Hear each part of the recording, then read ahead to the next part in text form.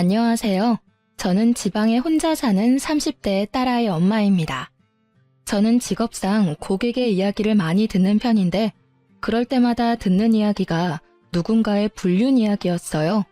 고객들도 와서 수다 떨 때는 가까운 사람에게 하지 못한 이야기를 하곤 하거든요.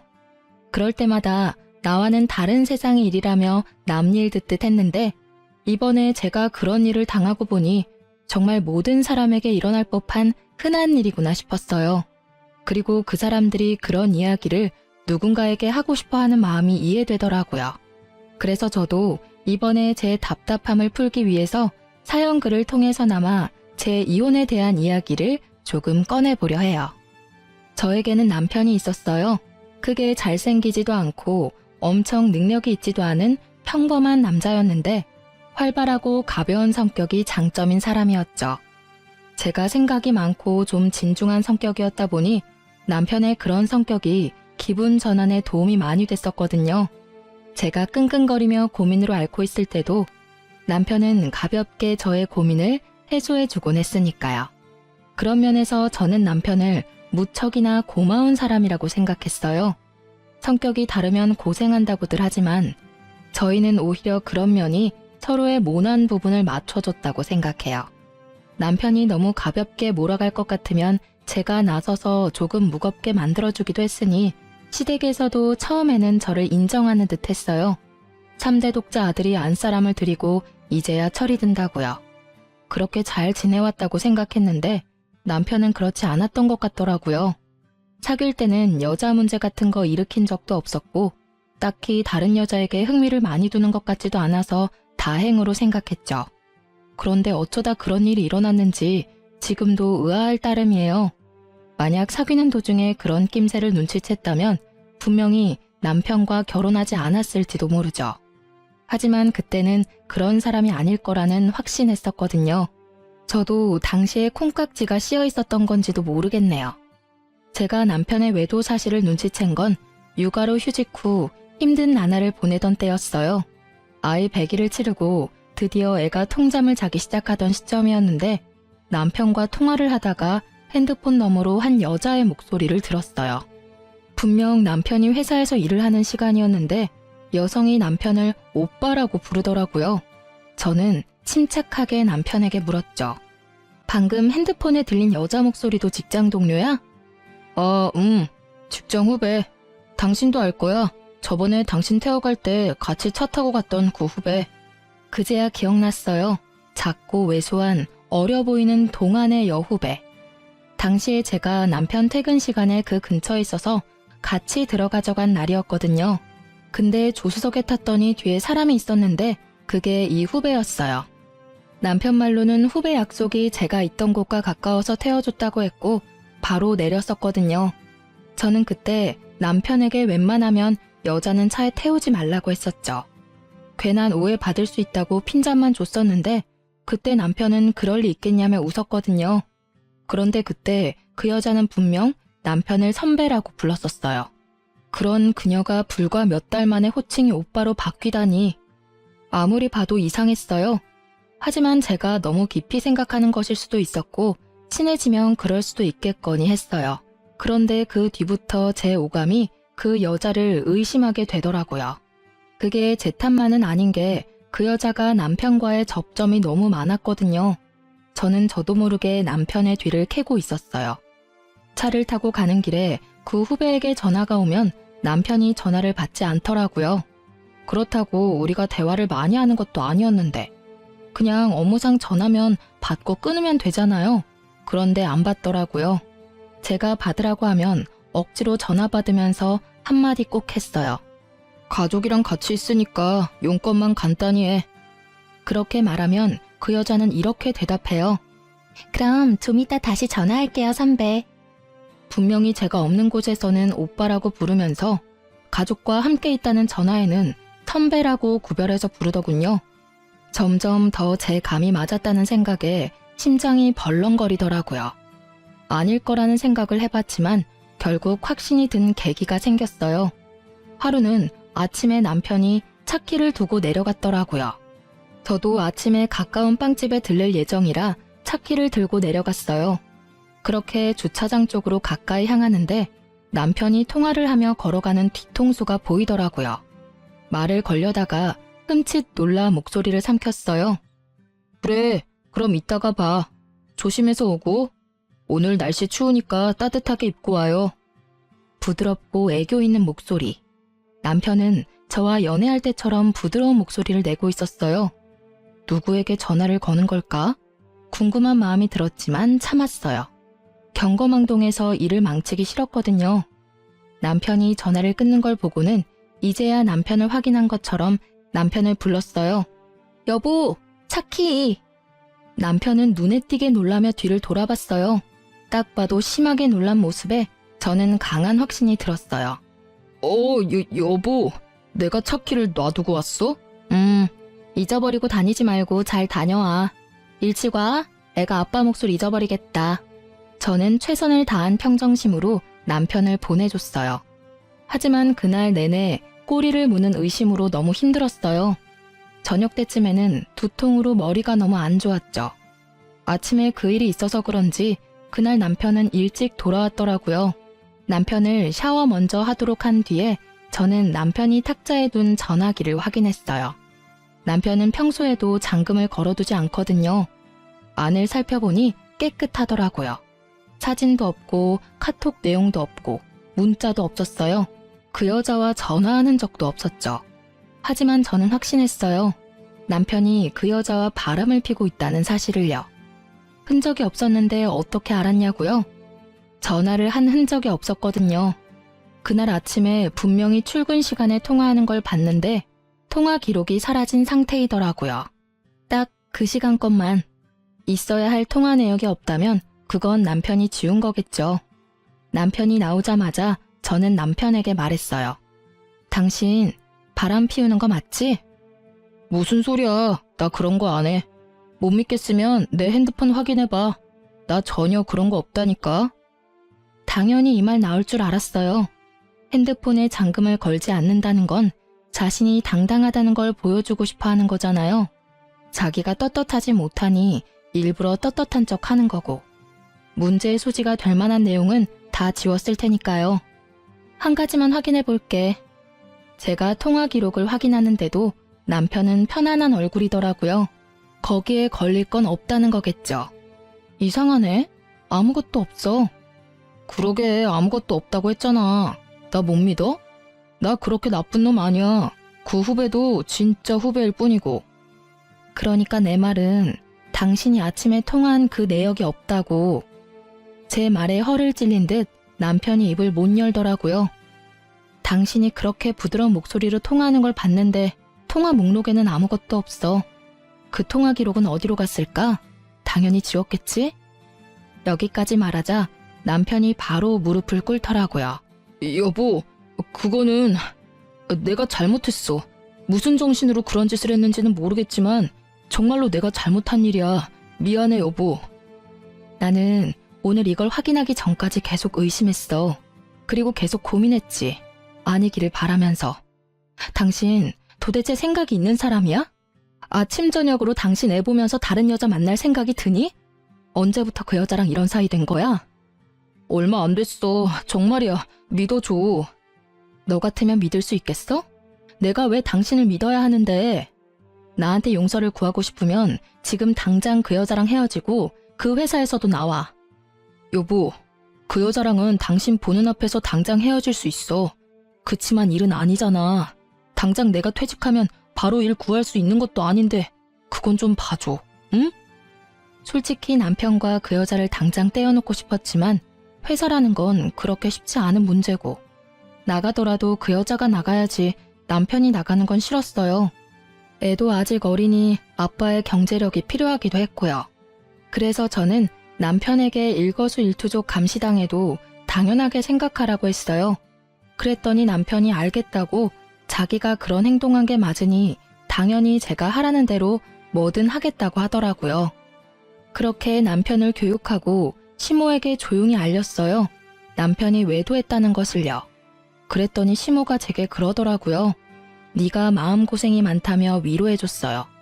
솔직히 팔이 안으로 굽는다는 생각에 말 안 하려 하다가 했는데 이런 반응이라 시모에게 더 미안한 마음이 들었거든요. 그런데 며칠 뒤에 명절에 시댁 갔다가 시모가 누군가와 밖에서 전화 통화하는 걸 듣게 됐어요. 그래, 정말 우리 며느리 너무하지 않니?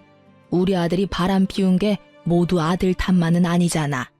그러게 애 낳고도 좀 꾸미고 살고 남편한테 살갑게 대했으면 우리 아들이 바람을 피웠겠냐고. 정말 내가 며느리한테 그 이야기 듣는데 화가 나 죽는 줄 알았어. 그렇다고 바람난 게 자랑은 아니니 위로하긴 했지만 나중에 생각하니까 더 화나는 거 있지? 누구랑 통화하는지는 알고 싶지도 않았어요.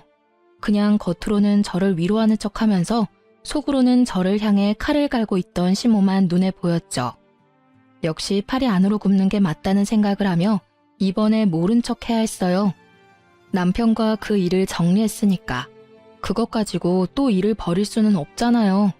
그렇지만 이미 그때 제 마음속에는 이혼에 대한 마음이 싹 트여버리고 말았죠.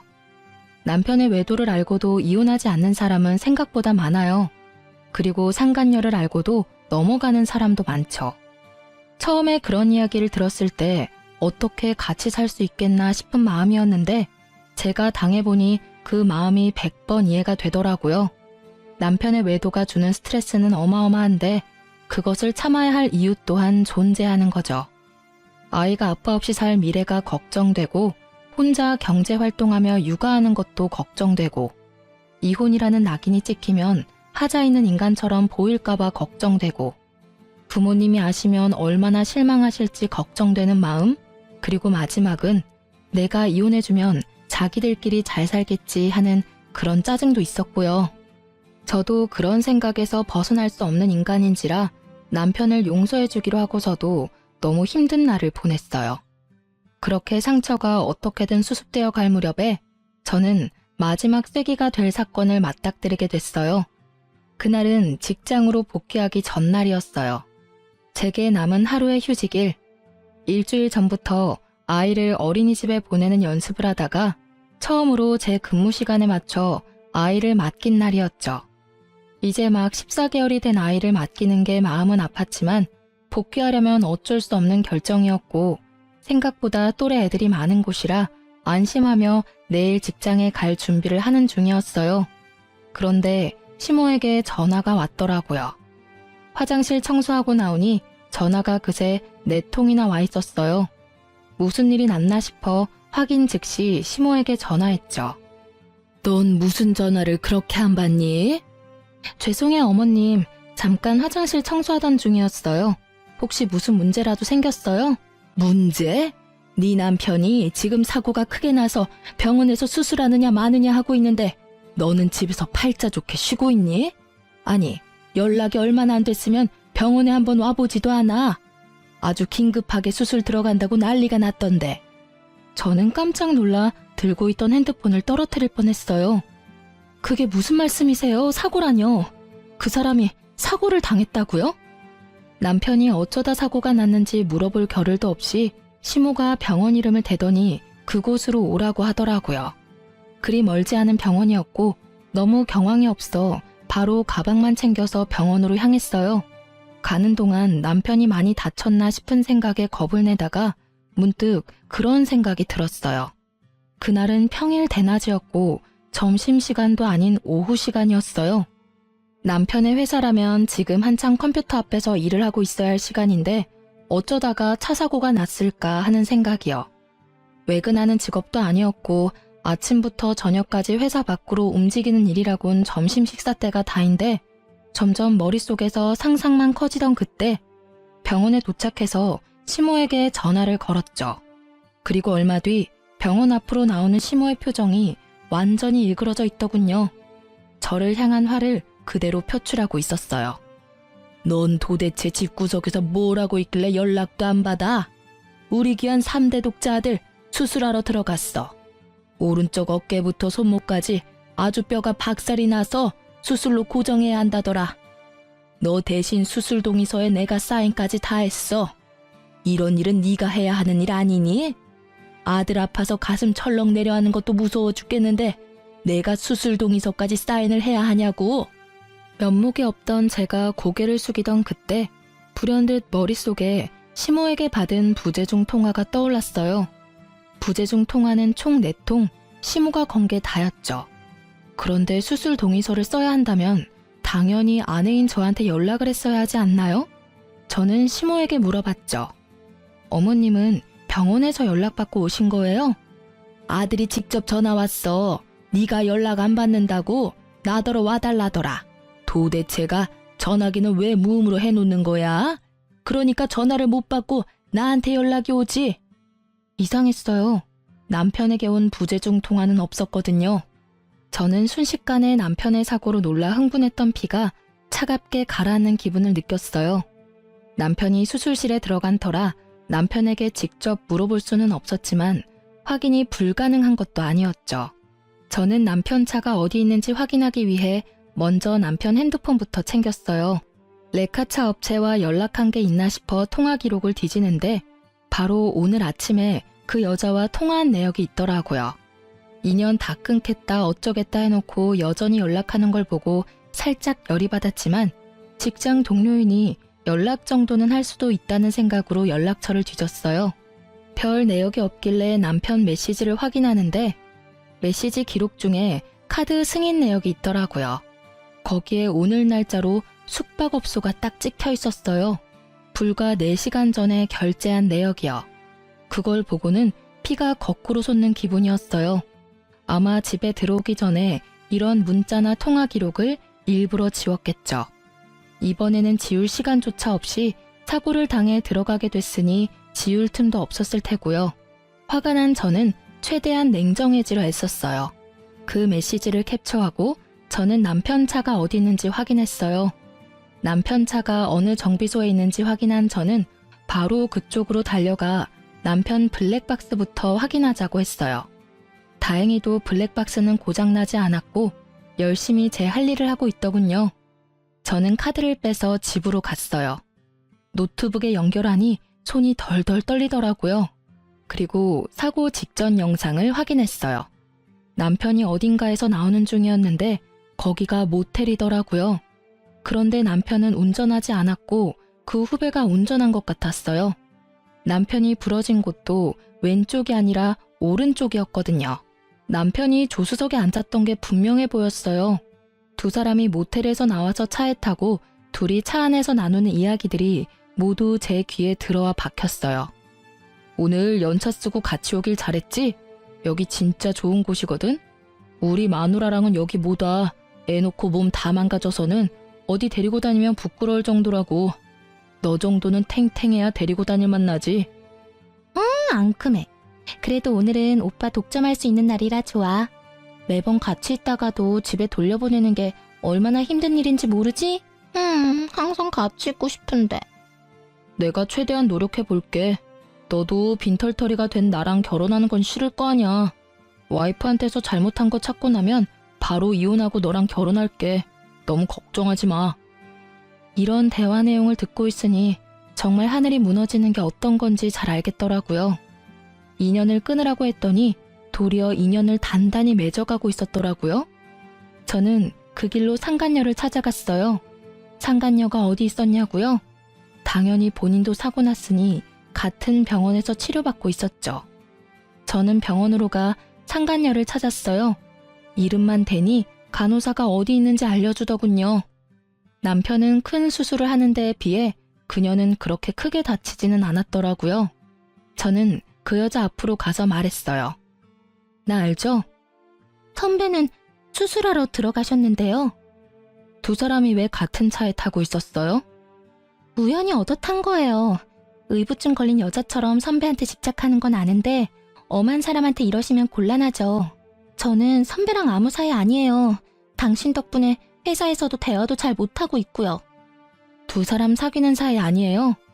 평일 오후에 연차 쓴 두 사람이 같은 차 안에 있다가 사고가 났는데 그게 다 우연이라고요? 애초에 연차를 쓰고 왜 둘이서 따로 만나요? 그렇고 그런 사이니까 만났겠지. 네, 그렇고 그런 사이 맞아요. 선배가 마누라 싫다고 짜증난다고 얼마나 투정을 부리던지. 그래서 위로해주다가 눈 맞았어요. 됐어요? 당당하기가 정말 하늘을 찌를 정도였어요. 뭐가 그렇게 잘났는지 불륜을 싫어하면서도 아주 당당한 자세와 자신감 넘치는 표정을 보니 마치 피해자와 가해자가 뒤바뀐 것 같은 기분이 들더군요. 아내라고는 하지만 당신이 패배자인 건 알죠? 남편이 다른 여자 만나는 순간 여자로서 저한테 진 거예요. 당신이 얼마나 매력이 없었는지 이제 아시겠어요? 제가 매력이 없는 건 맞는데 그래도 저와 남편은 법적으로 유효한 사이고 그쪽은 남편과 부정을 저지른 사이라는 건 잘 알죠? 이런 대화들도 다 증거고 이후에 상간녀 소송할 때 다 쓰일 거예요. 당당해서 좋네요. 증거 수집이 아주 편해서요. 제 말을 듣고 나니 상간녀 얼굴이 하얗게 질리더라고요. 저는 당신도 남편도 용서할 생각 없어요. 그렇지만 그냥 헤어지면 둘이서 행복하게 살 거잖아요. 그러니 제가 가져올 수 있는 건 다 가져와야죠. 안 그래요? 매력은 있고 머리는 텅 빈 상간녀 씨? 제 말에 열받았는지 명예훼손인의 먼에 고소한다고 지랄 발광하는 상간녀를 두고 저는 시모에게 향했어요. 시모는 남편 수술이 끝나기를 기다리고 있더군요. 저를 보자마자 시모의 막말이 또 시작됐어요. 수술 동의서 내가 쓰도록 한 건 네가 잘못한 거야. 어떻게 엄마에게 아들 수술 동의서를 쓰도록 만들어? 죄송하지만 그 사람 저한테 연락한 적 없어요. 사고 나고 연락한 거 어머님이 처음이자 마지막이더라고요. 네가 와이프인데 왜 나한테 전화를 해? 네가 잘못 본 거 아니니? 아니요, 잘못 본 거 아니고 남편이 어머님한테만 전화했더라고요. 그 사람 저 몰래 연차 쓰고 여자랑 놀러와서 모텔에서 나오다가 사고 났거든요. 뭐? 너 지금 우리 아들 없다고 말 막 지어서 하는 거니? 시모가 깜짝 놀라서 저한테 반문하더라고요. 저는 시모에게 영상을 보여줬어요. 영상 보세요. 확실하죠? 오늘 쉰다고 저한테 이야기도 없었어요. 이러니 저한테 연락 못했겠죠. 불륜을 저지르다가 사고 났는데 어떻게 와이프한테 전화하겠어요? 어떻게든 안 들키려고 어머님께 전화한 거겠죠. 제 말에 시모는 한동안 말을 잇지 못하는 듯 하더니 갑작스레 화를 내더라고요. 네가 우리 아들을 얼마나 좋았으면 애가 바람을 피우겠니? 저번에도 내가 말은 안 했지만 네가 잘했으면 애가 바람 같은 거 피웠겠어? 그리고 바람 피웠다고 애 기도 못 펴게 하니 몰래 스트레스 풀려다가 이런 사고 난 거잖아. 하나부터 열까지 다 네가 잘못했는데 뭘 잘했다고 나한테 또박또박 말댔구야? 적반하장도 유분수지. 이 말을 하고 싶은 걸 꾹 참았어요. 못 배우고 예의 없는 사람이라도 어른은 어른이니까요. 그렇지만 용서는 하지 않겠다고 다짐했어요. 시모도 상간녀도 남편도. 남편이 병원에 있는 동안 저는 착실히 이혼 준비를 시작했어요. 증거는 차고 넘쳤죠. 그럼에도 더 모으고 모았어요. 필요한 것뿐만이 아닌 부수적인 것들도 모두 긁어 모았어요. 당당한 상간녀를 보니 어떤 변명을 할지 상상도 가지 않았거든요. 모텔에 들어가서 현장을 직접 잡은 게 아닌 이상 어떠한 증거도 반박 가능한 것이 될 수도 있잖아요. 그래서 그들이 변명조차 못할 정도의 증거를 모았어요. 그리고 남편이 치료받는 동안 제 짐을 모두 싸고 아이와 함께 친정으로 건너왔죠. 아이도 절대로 빼앗길 생각이 없었거든요. 그렇게 남편의 퇴원일이 가까워질 때 저는 이혼을 통보하고 서류를 보냈어요. 이혼이 소송으로 진행되고 있을 때 남편의 퇴원일이 되었어요. 그런데 남편에게서 연락이 왔어요. 저기 여보, 혹시 지금 내가 있는 병원 와서 치료비 좀 내주지 않을래? 치료비? 그런 건 카드로 대충 내고 나중에 실비 청구하면 되잖아. 이혼 소송 중인 와이프한테 연락해서 할 말은 아닌 것 같은데 어이가 없어서 그런지 말이 곱게 나가질 않더라고요. 어쩔 수 없었죠. 제 이혼의 결정적인 원인이 된 남자니까요. 그게 실비보험 청구가 안 돼서 그래. 당신이 아니면 도와달라고 할 데가 없어서 그래. 우리가 이혼 소송 중이긴 하지만 아직 부부잖아. 당연히 내가 곤란할 때 당신이 도와줘야지. 실비 청구가 왜 안 돼? 당신이 들어놓은 실비면 충분할 텐데. 사실은 실비보험 얼마 전에 해약했어. 뭐? 실비보험을 해약했다고? 뭐 때문에? 해약하면 해약금 나오는데 그게 좀 필요해서. 그걸 어디에 썼는데? 그 이야기에 남편이 입을 꾹 닫더라고요. 말을 안 해주더라고요. 그런데 아시죠? 말을 안 하면 안 하는 대로 그게 자백이 된다는 거. 너 설마 그 보험 해약금 상간녀한테 다 썼어?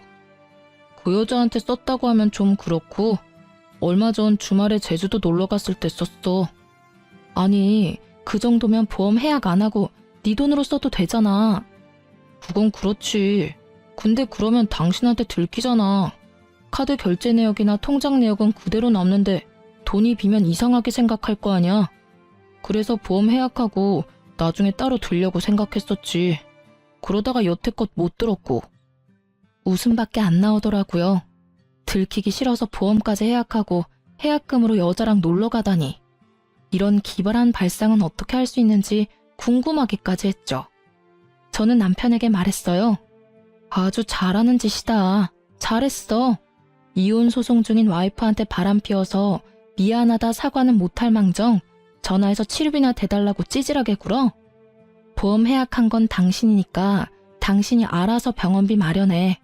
아니면 그 돈 다 쓴 상간녀한테 도와달라고 하든지. 당신도 참 뻔뻔하네. 나랑 이혼 절차 밟고 있으면서도 나한테 돈을 받고 싶어? 내가 돈을 줄 거라고 생각했다는 게 참 웃기지도 않고. 나 당신한테 이제 어떤 것도 뺏기고 싶지 않은 사람이야. 그게 10원짜리 한 장이라도. 너하고 그 상간녀한테는 절대 뺏기기 싫거든? 병원비 대주는 걸 왜 뺏긴다고 하는 건데? 솔직히 바람 피운 게 아무리 잘못이라고 해도 내가 이렇게 아파서 죽을 것 같은데 와이프가 돼서 병문안 한 번을 안 오고 병원비도 내달라는 게 아니라 빌려달라는 거라고. 빌려주든 어쩌든 난 안 줄 거야. 너 내가 정리하라고 한 여자랑 바람 피우다가 그렇게 된 거지? 그게 내 탓이야? 네 탓이지. 그 여자랑 만나지 않았으면 네가 그런 장소에서 사고를 당했을까? 전혀 아니지. 그 시간이었으면 일을 하고 있었겠지. 그리고 병문안? 내가 가면 좋겠어? 좋은 소리 안 나올 거 뻔한데. 네가 원하면 가서 욕이나 시원하게 한 판 해주고 올까? 어? 대답해봐. 진짜 사람 많은 데서 환자복 입고 욕 미어 터지게 받아먹게 해줘? 버럭거리는 제 목소리에 남편도 깜짝 놀랐는지 아니면 그제야 제정신을 차린 건지 버벅거리다 전화를 끊더라고요. 뻔뻔하기도 하지. 자기가 어떻게 사고가 났는데 저한테 돈을 빌려달래요?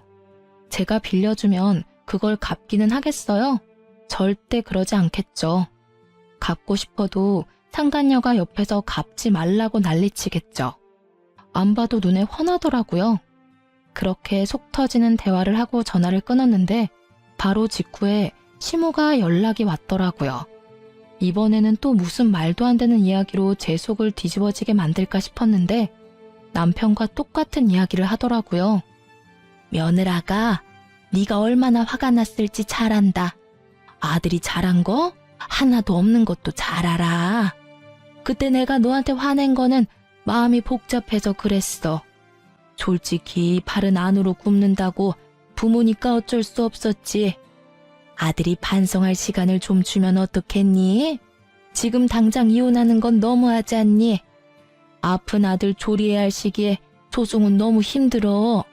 그리고 병원비도 지금 제대로 다 못 내고 있는 지경이라 와이프인 네가 좀 부담을 해줬으면 싶구나. 아들 녀석 보험이 또 없다 하니. 어머님, 무슨 말씀하시는지 잘 알겠어요. 그런데 저도 참을 만큼 참았다고 생각하진 않으세요? 만약 어머님 딸이 저 같은 상황이었어도 그렇게 말씀하시겠어요? 바람난 남편 기껏 용서해줬더니 결국은 반성도 없이 바람난 여자 또 만나서 이번에는 사고까지 쳤는데 제가 왜 병원비까지 부담해야 하죠? 남편이 평소에 잘했다면 저도 남편에게 기회를 줄 수도 있었겠죠. 그런데 이미 제가 준 기회를 날려먹었잖아요. 그리고 저한테 들킬까봐 보험 해지하고 해지 환급금으로 여행이나 다니며 돈 펑펑 쓴 남편에게 뭘 도와줘요? 제가 돈이 썩어나가도 남편에게 줄 돈은 단 한 푼도 없어요. 이야기하고 나니 속이 어쩜 그렇게 후련하던지. 시모는 거의 악에 바친 듯 소리를 질러대는 제게 기가 막힌 것 같더군요. 하지만 이 상황에 아쉬운 건 시댁이거든요. 솔직히 시댁도 경제적으로 넉넉한 편이 아니었으니까 남편의 수술비와 치료비를 모두 감당하기에는 버거울 수밖에 없었어요. 그리고 남편이 해약한 보험은 한 개가 아니었거든요. 남편 이름으로 된 보험 총 4개를 다 해약했더라고요. 그중에는 교통사고 특약 들어있던 것도 있었는데 그것도 몽땅 못 받게 되는 거였거든요. 그 와중에 병원비가 몇 배 깨졌으니 지금 생각해도 참 한심한 짓이네요. 여자는 만나고 싶고 나한테 들키기는 싫고 결국은 보험 해지했다가 병원비 고스란히 다 내게 생겼으니 하늘이 천벌을 내린 게 아니면 뭐겠어요? 그래, 네가 화난 거는 나도 잘 안다. 하지만 너희는 소송 중이지만 부부야. 부부는 서로 도와줘야 하고 나는 네가 그렇게 나쁜 애는 아니라고 믿는단다. 아들 한 번만 도와주거라. 아들도 반성하고 있고 2번 다시 그 여자 안 만난대. 그때도 제가 하겠다는 대로 뭐든지 한다고 했어요. 어머님은 그 여자가 새로 사귄 여자라고 생각하시는 것 같은데 그 여자 저번에 저한테 들킨 그 여자예요. 2번 다시 안 만난대요. 기지도 않네요. 그 여자랑 그 뒤로 꾸준히 만나놓고는 거짓말을 어찌나 잘하는지. 하긴 어머님은 아들 바람난 게 제 탓이라고 생각하시니까 그런 말씀 편하게 하실 수 있겠네요. 그런 면에서는 어머님도 똑같으시죠. 앞에서는 저 위로하는 척 하시더니 결국은 뒤에서 다른 사람한테 제 욕 열심히 하시는 거 봤어요. 제 말에 시모가 허를 찔린 듯 놀라더군요. 그럴 수밖에요. 지금 이 순간 그 말을 할 줄 누가 알았을까요? 저 다 봤어요. 명절에 어머님네 갔다가 애 낳고 관리 안 해서 남편 바람 피운 거 제 탓이라고 그렇게 말씀하시는 거 다 들었어요. 그래서 더 해주기 싫어요. 제 마음속에서 남편과 저는 이미 남남이에요. 애가 있든 말든 상관없이. 그러니까 저한테 이혼 번복에 대한 이야기는 꺼내지 마세요. 너 후회할 거야. 우리 아들 같은 남자가 세상에 어디 있다고. 너 같은 애가 그런 남자 만날 수 있을 것 같아? 남편 덕분에 크게 되어서 남자 만날 생각도 없어요. 거짓말이나 하면서 여자 만나러 다니는 남자 세상에 그렇게 많다던데. 알면 데려갈 여자는 있겠어요? 하긴 그 상간녀라면 잘 데려가겠네요. 그쪽에 말해보세요. 저한테 와서 아쉬운 소리 마시고. 저는 그렇게 말하며 시모 전화를 끊었어요. 그 뒤로 시모에게서 연락이 오지는 않았어요. 이혼 소송은 그렇게 마무리가 되고 저는 싱글맘이 되었어요. 재산 분할 위자료, 양육권, 친권. 그 중에서도 친권과 양육권은 지키기 위해 애썼어요. 아이만은 뺏기고 싶지 않았거든요. 시댁이 손이 귀한 집이기는 하나 아들을 더 귀하게 여기니 딸아이는 제게 그냥 넘기듯 하더라고요. 양육비 내기 싫어서 마구잡이로 우기는가 싶었는데 그게 아니었어요. 알고 보니 시모가 상간녀에게 남편 병원비를 좀 내달라고 했다더군요. 남편과의 결혼을 조건으로 말이죠. 결국 두 사람은 저와 남편의 이혼이 정리되면 재혼할 생각이었다고 해요. 그 상간녀가 아이는 싫다고 했다는 거죠. 그리고 한 가지 조건을 덧붙였대요. 만약 자기 상간녀 위자료 나오면 같이 갚아야 한다고요. 나중에 그 이야기를 전해 들었어요. 저야 뭐 이미 이혼까지 다 된 마당에 신경 쓸 일은 없었지만 그래도 두 사람이 잘 사는 건 너무 싫잖아요. 둘 사이의 일을 여전히 알아보고는 있었죠. 그나저나 참 얍삽하다고 해야 하나? 잔머리가 잘 돌아간다고 해야 하나? 그 여자도 진짜 대단하긴 하더라고요. 전 남편 재혼하고 3달이 지났나? 제 직장에 남편 회사 동료분이 찾아오셨더라고요. 저는 미용 관련 일하거든요. 예전에 남편이랑 결혼할 때 소개받아서 여태껏 제게 와주시는 단골이세요. 어머, 자기 잘 지냈어? 이야기는 얼추 들었어. 많이 힘들지? 전 괜찮아요. 이혼 후에 이렇게 사정을 잘 아는 사람을 만나면 불편하기 짝이 없더라고요. 그 사람이 싫은 건 아닌데 계속 이혼이 주제가 될 수밖에 없거든요. 모르는 척 해주는 분도 있지만 이분은 그러지 않으셔서. 그런데 그분이 그러더라고요. 그래, 괜찮아야지. 그 나쁜 연놈들도 벌 받고 있는데. 그게 무슨 소리예요? 자기 이야기 못 들었어? 그 두 사람 완전 천벌받았다고. 회사 내에서도 소문이 다 났어. 그 상간녀랑 자기 전 남편 둘이 같이 연차 쓰고 놀러 갔다가 사고 난 거 회사에 들켜서 불륜 여행 갔다가 그렇게 된 거라고 소문 크게 났었거든. 그런데 곧바로 두 사람 재혼한다니 사람들이 더 놀랐지. 저렇게 빨리 정리가 되냐고 말이지. 아, 회사에 다 들킨 거였나요? 저야말로 놀랐네요. 그 전에도 티가 많이 나던데. 둘이 친하다 정도로만 알고 있었지 그런 사이인 거 누가 알았겠어? 알았다면 내가 자기한테 제일 먼저 귀띔해줬을걸? 그 이야기에 저는 웃었어요. 하긴 이런 스파이 같은 손님이 있으니 남편도 회사에서 조심하긴 했겠죠. 근데 그 소문나고 회사에서 두 사람 다 퇴사시켜버렸거든. 연차 쓰고 놀러가서 사고 난 것도 그렇고 안에서 부적절한 만남 가진 것도 그렇고. 그런데 표면적인 이유는 자기 전 남편 몸이 아직 다 안 돌아와서 그렇다고 하더라고. 몸이 안 돌아와요? 그래. 수술한 곳이 오른쪽 팔이랑 어깨잖아. 그쪽으로 신경이 손상됐다나 뭐라나. 결국 손가락이 잘 안 움직이는 바람에 일도 제대로 못하니까.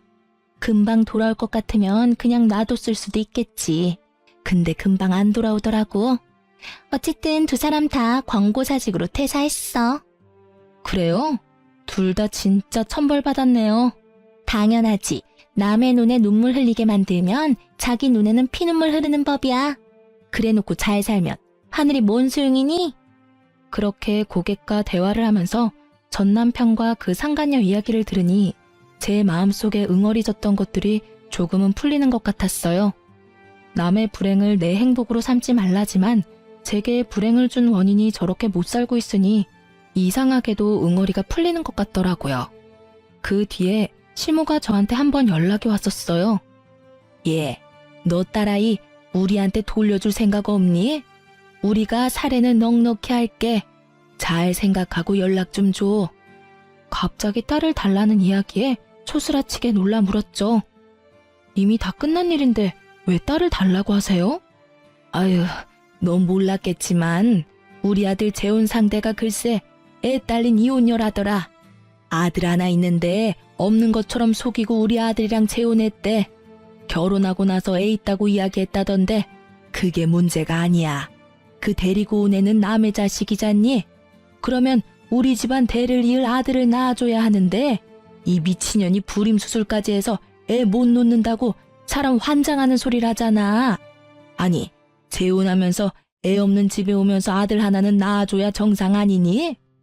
옛날 생각을 가진 시모와 현대식 사고를 가진 상간녀의 대립이 생각보다 컸고 그 결과 우리 딸을 방패로 데리고 가고 싶은 모양이었어요. 생판 남의 자식한테 우리 전 재산 뺏기게 생겼으니 우리도 뭐라도 방어를 해야지. 대를 이을 아들만 생기면 손녀는 금방 돌려줄 테니까 잘 생각해보거라, 응? 생각하는 게 어찌나 저속한지 이야기 듣고 있는 동안에 귀가 썩는 것 같은 기분이 들었어요. 어린애를 데려가서 방어를 하니 뭐를 하니 사랑을 줄 게 아니면 관심이라도 줘야 된다며 개소리를 하더라고요. 손녀에게는 관심 하나도 없으면서 그런 불순한 이유로 딸애를 데려가려는 시모를 보니 화가 머리끝까지 차올랐어요. 어머님, 제 딸이 무슨 힘이 있어서 그 어른들 사이에 끼어서 이리 치이고 저리 치이고 해야 해요? 귀한 딸이에요. 그래서 제가 직접 기르겠다고 데려온 거고요.